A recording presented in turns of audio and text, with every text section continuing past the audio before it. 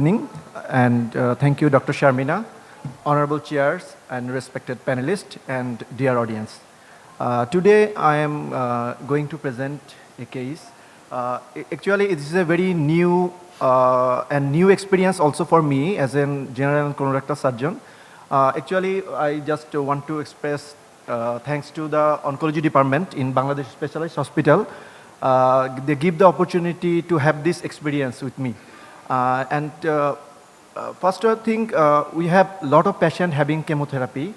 So when you see they have got very difficulties, have IV access, then we choose this Port-A-Cath because Port-A-Cath is a wonderful thing. It was extremely safe and it was within the subcutaneous plane, not outside. So other the IV access, we commonly prefer like different IV access that was outside. So there is a chance of infection is very high. So I just want to start my presentation. So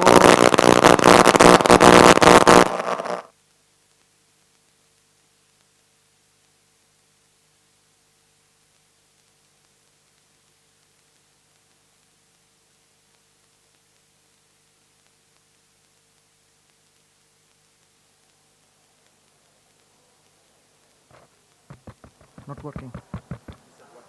Okay. Oh, actually, we did the we start our Port-A-Cath establishment started on 2019, and we are continuing this thing. And our study was actually we take this patient from 2019 to 2024. So actually, we have got 170 patients. So actually, I want to brief about what is Port-A-Cath. Actually, Port-A-Cath is another name is chemotherapy port, is crucial for cancer patient because it allows for convenience and repeated administration chemotherapy drug, blood draws, and other fluid through the single implanted access port. Okay, so this is the common IV access, what we usually do, the central and peripheral. The peripheral is very common. We usually go every patient, cannula. And central, just we experienced on our ICU patient and in difficult IV access. So these are some tunneled and non-tunneled. And other is PICC. And the last one is Port-A-Cath, that is implanted port. The central port, all three are quite externally. That's why Port-A-Cath only that was placed underneath the skin. So these are the picture of central catheters. So this is our port. So this was actually placed underneath the skin. So these are the parts of the port. The one is the port that is placed in the chest, and the catheter that was introduced in the venous access. We commonly prefer internal jugular vein. Mostly the right internal jugular vein because it was straight and its diameter is wide. So that we prefer internal jugular vein. And it was also, we do all the port usually under ultrasound guided. So these are the common, the needle we usually prefer for port access. This is the Huban needle. You see the patient was very comfortable with the port because it was actually on the, this is, all are implant inside the skin. There is no outside, there anything else. Only when the Huban needle is introduced, just the port is dimpling on the external side, it was easy. So usually we use ultrasound guided so that there is chance of complication is very low.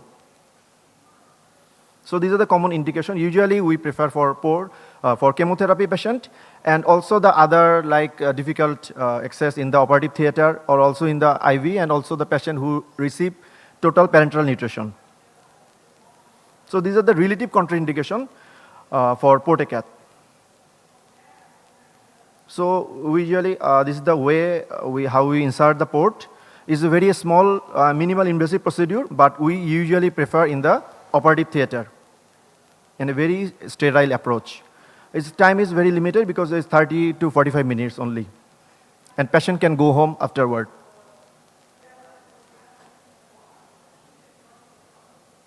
So this is the why we prefer internal jugular. So this is the picture of this is the anatomy of the neck.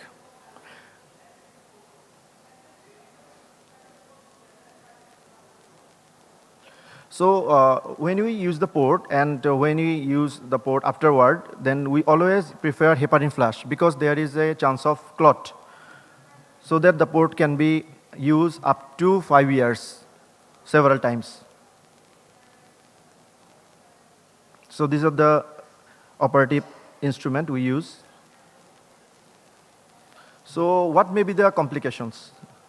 So during insertion, there may be chance of access failure. Usually, in our experience, there is no failure rate because we use ultrasound guided.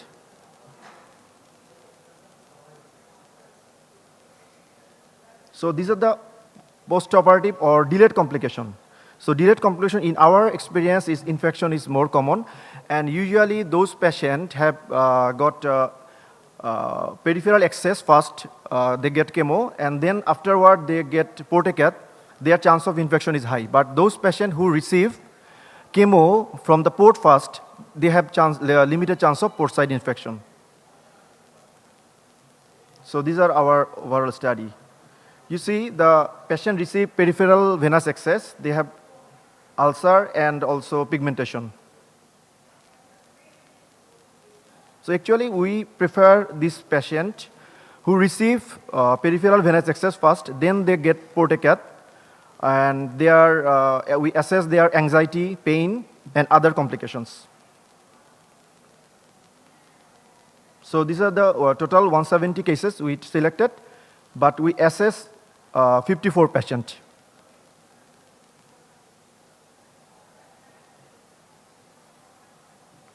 So you see the average patient, we usually do this 150 cases, 170 cases.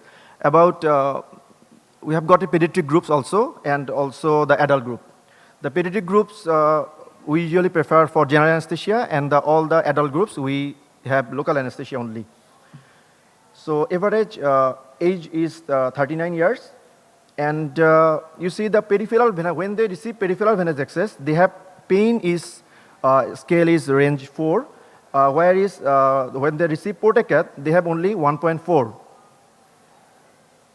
And they have got less anxiety with Port-A-Cath, and the complication is very less with the Port-A-Cath. They have only 9% patient have get complication with, mostly they have got post-operative infection. So these are the common diseases we prefer for Port-A-Cath. So most of them are colon cancer and breast cancer, and other is rectum and other.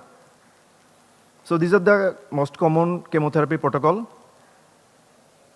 So you see the complication is only 11% in all the Port-A-Cath patients.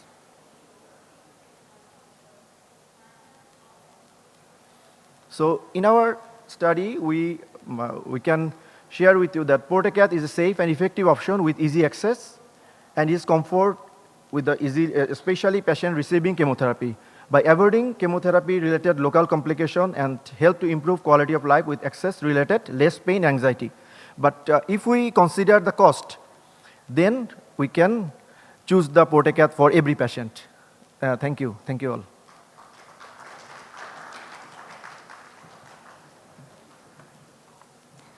Thank you, Dr. Faisal Shahriar, for this insightful presentation.